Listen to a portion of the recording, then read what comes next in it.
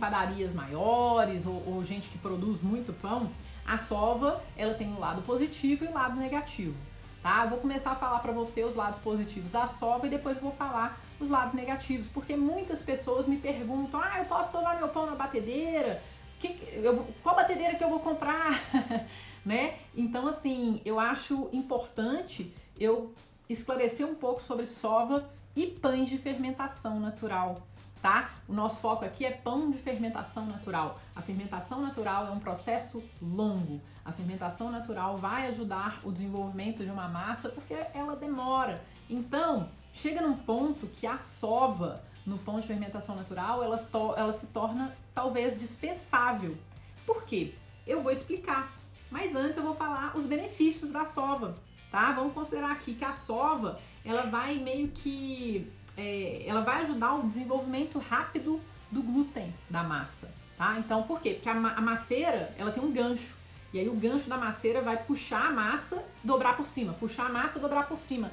E esse movimento, né, mecânico da maceira vai ajudar a desenvolver o glúten, tá? Então a sova agiliza o processo de desenvolvimento do glúten, tá bom? Quando ela é feita de uma forma correta e pelo tempo correto, tá? Ela vai ajudar a desenvolver o glúten mais rapidamente, o que vai proporcionar uma massa mais forte. E essa massa mais forte vai conseguir reter melhor os gases, o gás carbônico formado durante a fermentação, e aí o seu pão vai ter uma tendência melhor de crescimento, tá? Se ela for feita da forma correta, pelo tempo correto. Por que a autólise vai diminuir o tempo de sova?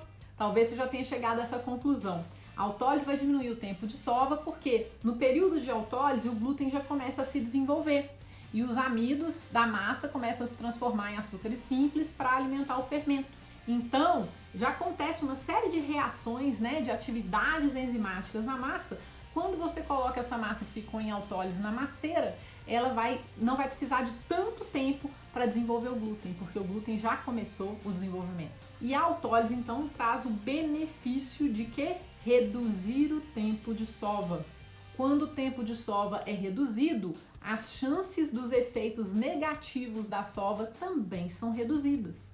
Quais são os efeitos negativos da sova?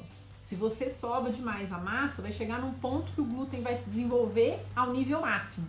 Sovou demais, a massa vai começar a se deteriorar.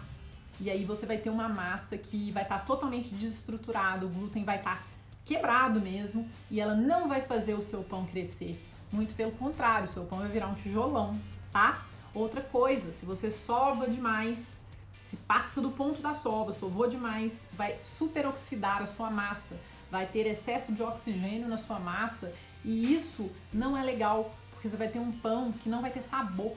Vai ser um pão que vai ter um miolo muito branco.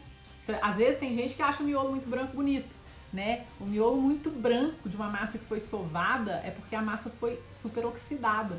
E aí ela fica sem sabor, né? A casca também fica com uma cor que não é tão legal, o sabor não fica bom. Então, a sova tem um lado positivo, que é o desenvolvimento do glúten, fortalecimento da massa, quando ela é feita corretamente, mas ela tem um lado negativo, tá? Que é a oxidação da massa, né?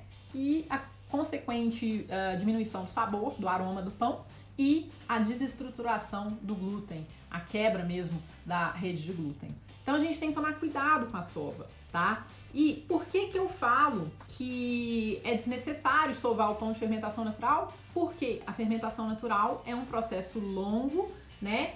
Por isso que a autólise talvez não seja tão essencial assim num pão de fermentação natural, porque o processo de descanso, de fermentação é longo, né? E o glúten vai se desenvolver com o tempo.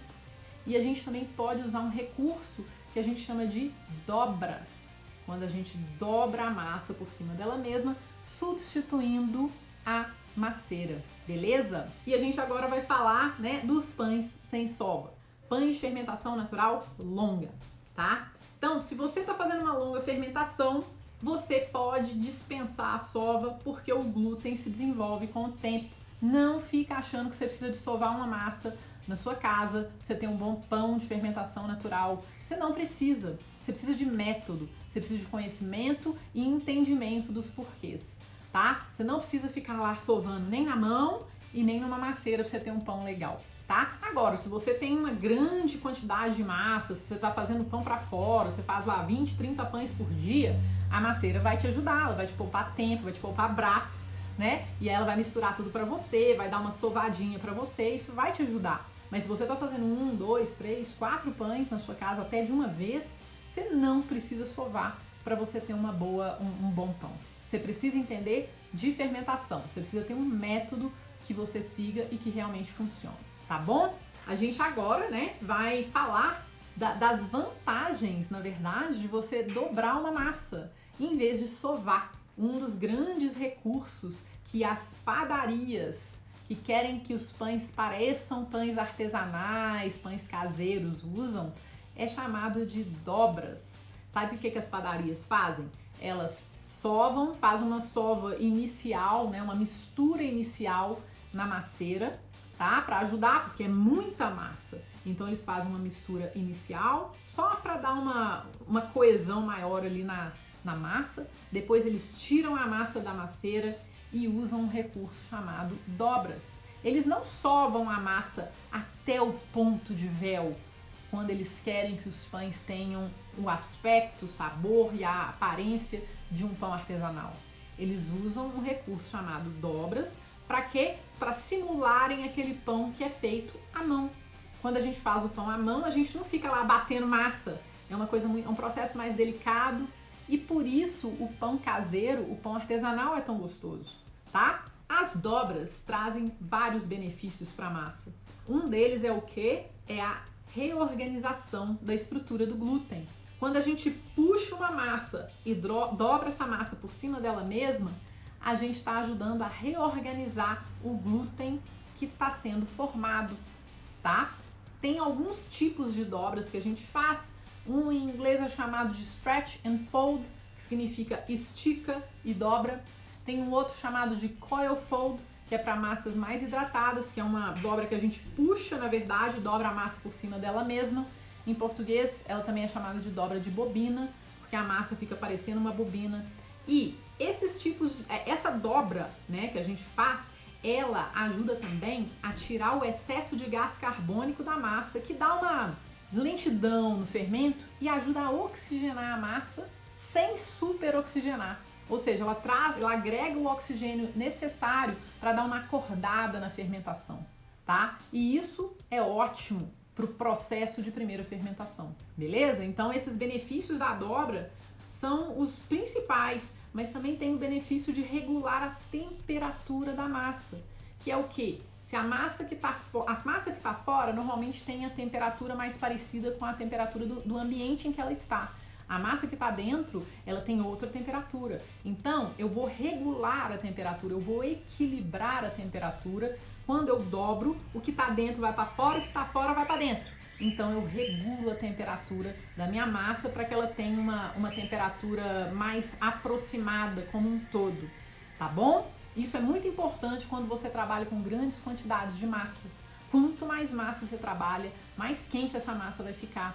Então, quando você faz a dobra, você dá uma equilibrada, né, nessa temperatura de fermentação. E isso é importante porque a temperatura é um dos grandes fatores que afetam a fermentação.